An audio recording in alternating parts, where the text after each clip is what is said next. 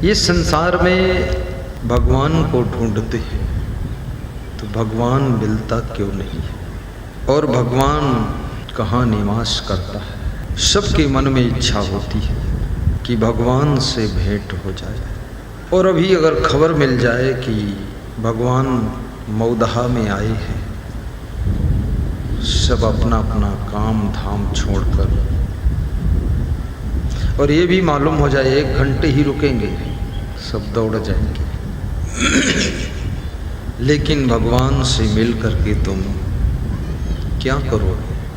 तुम भगवान के पैर छुओगे, और जो कुछ आज तक तुमने नहीं दुनिया में पाया है वो भगवान से हाथ जोड़कर मांगोगे कि भगवान, सब लोग अलग अलग चीज़ें मांगेंगे, लेकिन भगवान कभी मौदहा में क्या आएगा? भगवान आपको क्या कभी मिलेगा? ये प्रश्न अर्जुन ने श्री कृष्ण भगवान से भी पूछा था कि हे कृष्ण, ईश्वर कहाँ रहता है? और राम भगवान ने वाल्मीकि जी से पूछा था कि मेरे रहने का स्थान बता दो। वाल्मीकि जी ने जितने स्थान राम को रहने के लिए बताए थे, वह स्थान कोई बाहर के स्थान नहीं, वह स्थान मनुष्य के मन मंदिर का स्थान है, हृदय मंदिर का स्थान है। और कबीर कहते हैं मुझे हंसी आती है, क्योंकि भगवान तो सबके हृदय मंदिर में है। सभी महान पुरुष एक ही बात बताते हैं, अलग अलग कहाँ से बताएंगे? एक ही है ही। भाषा बदल सकती, शैली बदल सकती है, कहने का ढंग बदल सकता, कोई दोहा में कहता है, कोई चौपाई में कहता है, कोई कथा के माध्यम से, कोई श्लोक। कबीर कहते हैं पानी में मीन पियासी, मुझ सुन सुन आवे हासी। कबीर कहते जो तुम भगवान को ढूंढ रहे हो, तुम्हारी वो दशा है जो मछली की दशा है। मछली पानी में है और प्यासी है, ऐसे तुम्हारे भीतर ही भगवान है, और तुम भगवान को बाहर ढूंढ रहे हो। इसलिए मुझे हंसी आती है, मुझे सुन सुनिया वह हंसी, पानी में मीन पियासी। कबीर जैसे संत को हंसी आ रही है, आपको भी हंसी आती है, क्योंकि जब लोग उल्टा काम करते तो हंसी आती है। कभी कभी तुम अपनी आंखों पर चश्मा लगाए हो और चश्मा को बेडरूम में ढूंढ रहे हो, लॉबी में ढूंढ रहे हो, गाड़ी में ढूंढ रहे हो, अपनी पत्नी को भी डांट रहे हो कि ऑफिस जाना लेट हो रहा है, चश्मा ढूंढने में मदद करो। पत्नी तुम्हारा मुंह देखती है और कहती है चश्मा के बिना जब आपको दिखता नहीं है तो चश्मा ढूंढते कैसे? चश्मा तो आपकी आंखों पर लगा है, और चश्मा लगाकर ही चश्मा ढूंढ रहे हो, कैसे मिलेगा चश्मा बाहर? यही हाल है मनुष्य का।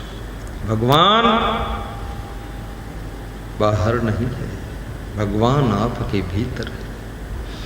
पुराणों की कथा है, एक बार नारद जी किसी पीपल के पेड़ के नीचे छाया में जाकर के थोड़ा सा शीतलता प्राप्त कर रहे हैं। वहां कोई एक बहुत सुंदर,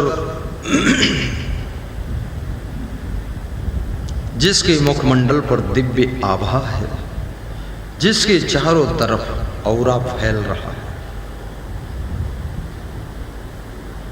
प्रकाश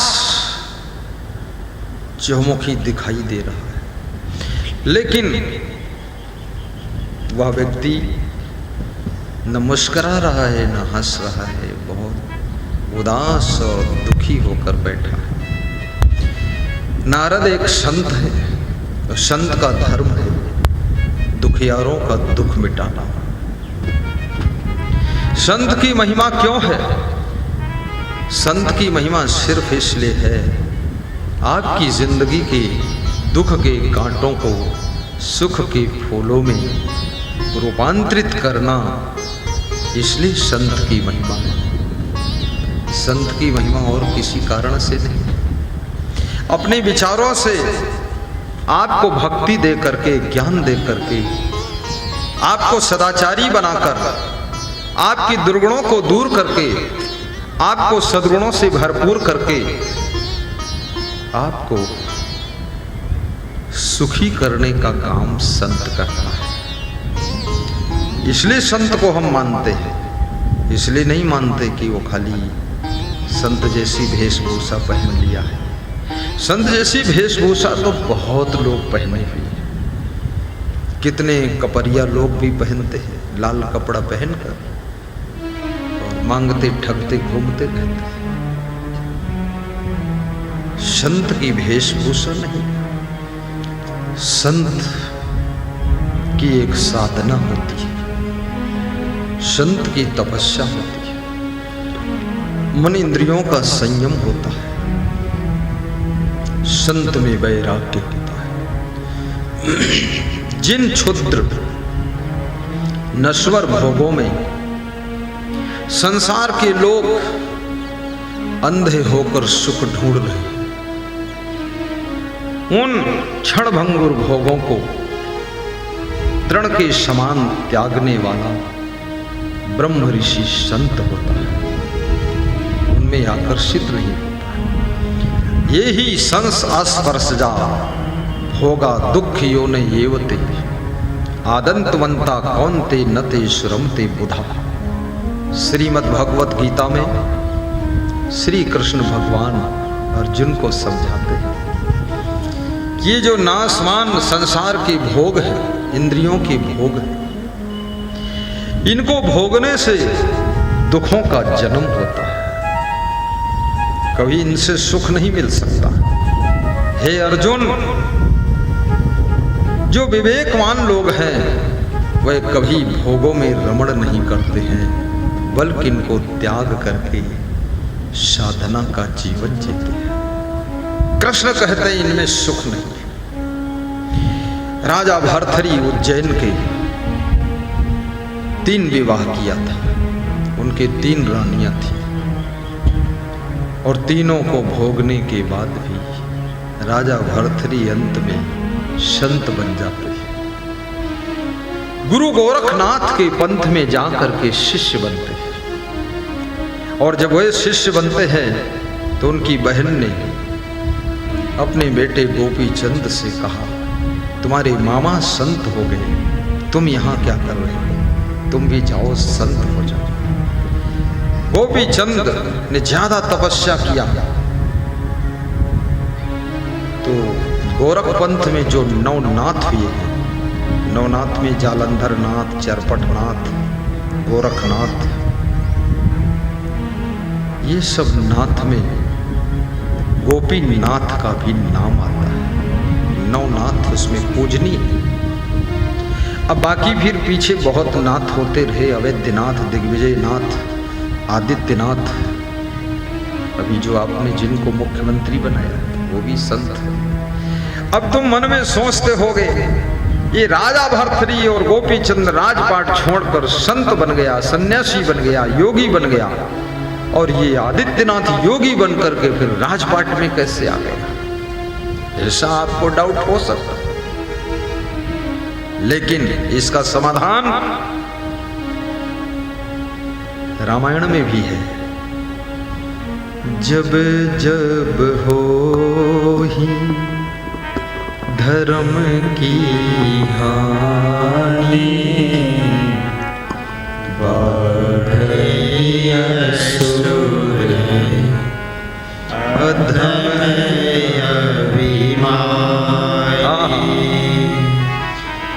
जब जब हो ही, आप भी गाइए मेरे साथ, कोशिश करिए, गला चले न चले, स्वर मिले न मिले, पर ईश्वर मिलेगा। मौन क्यों बैठे हो, गूंगा क्यों हो?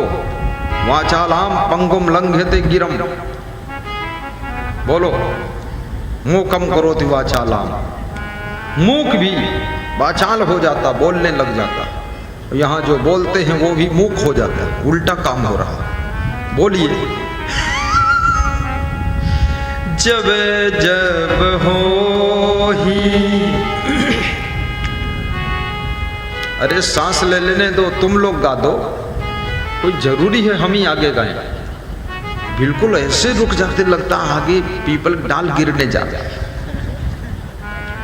पावर ब्रेक मार देते, पूरी गांव चौपाई। डरो मत महात्मा, लोग भी मत डरो, तुम भी मत डरो। डरना क्या है, आखिर में तो मरना ही है। वो तो बच गए आज तुम, ये सत्संग के पुण्य से ही बचे हो, नहीं दो चार तो निपटी जाते इसमें। हाँ, क्योंकि छोटी मोटी डाल थोड़े थी, बहुत भयंकर है वो। 100 फीट लंबी जगह में गिरी है और बहुत बड़ा मोटा शाखा गिरा है और एक भी कुछ नहीं हुआ है। इसका मतलब क्या है? वो सब 33 करोड़ देवी देवता बैठकर संत जय आशीर्वाद देने आए थे।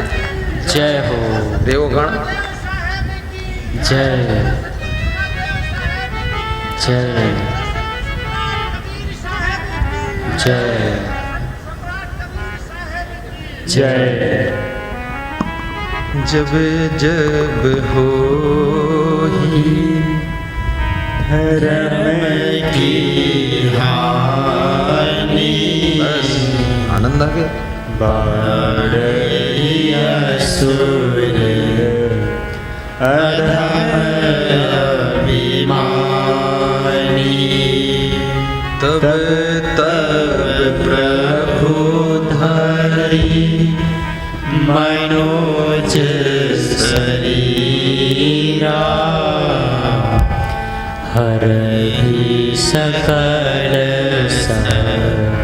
गाइए विजय शंकर प्रधान जी। तब तब प्रभु धरि मनोज शरीरा, हरहि सकल जन भव पीरा। जब जब होई धर्म की हानि, बाढ़ि असुर अधम अभिमानी, तब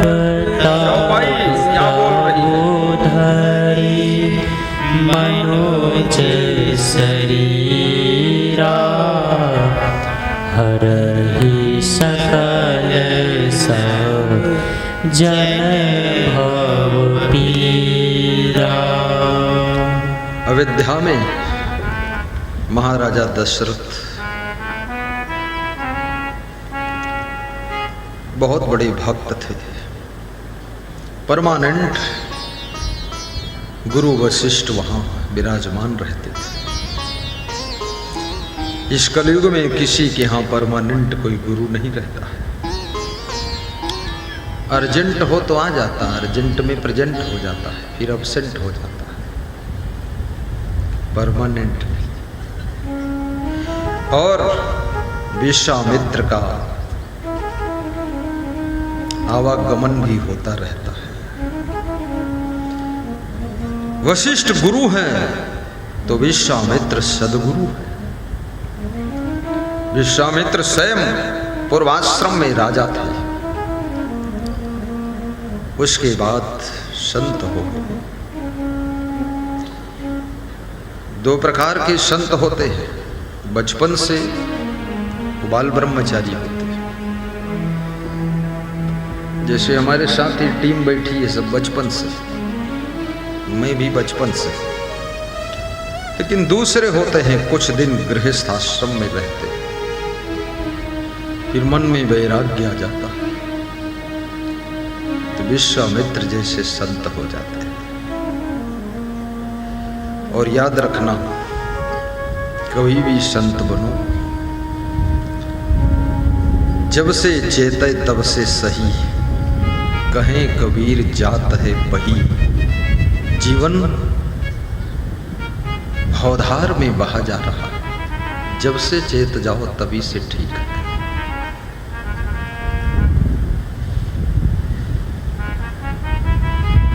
और दोनों महान पुरुषों की कृपा से अयोध्या में राम राज्य आता है। फिर सोचोगे राम का वनवास क्यों हुआ? उसकी लंबी कहानी, वनवास की आवश्यकता थी। ये सब देवी देवताओं का प्लान था, साधु संत ऋषि मुनियों की योजना थी। राम की वनवास की जरूरत थी, क्योंकि वनवास में बहुत आतंक हो रहा था, इसलिए वहां भगवान को जाना जरूरी है। और जब जब धर्म की हानि होती है, तब तब मनुष्य के रूप में कोई दिव्य आत्मा, महान आत्मा, भगवत आत्मा,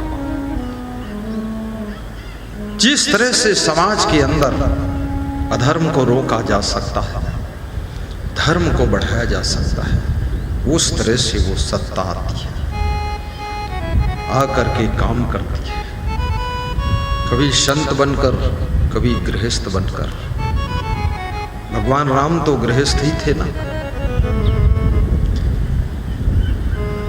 और धर्म की रक्षा जो करेंगे, समझ लेना उसके अंदर भगवत शक्ति काम कर रही है। स्वयं धर्म के पथ पर चले और दूसरों को भी धर्म के पथ पर चलने की प्रेरणा प्रदान करे, ये भगवत कार्य है। ये साधारण कार्य नहीं है। आज जो समागम यहां हो रहा तीनों गांवों के संगम में, ये समागम, ये भगवत कार्य हो रहा है। आप सोचते होंगे यहां यज्ञ का कहीं कुंड नहीं खुदा हुआ है, ना कहीं हवन हो रहा है। ये किस तरह का प्रोग्राम है भाई? ये कुंडी यज्ञ नहीं है, ये मुंडी यज्ञ है। यहां जितनी मुंडी बैठी हुई है, मुंडी माने खोपड़ी, ये खोपड़ियों का कचरा ही ज्ञान यज्ञ में आहुत किया जाता है, उसे भस्म किया जाता है, सबका कल्याण किया जाता है।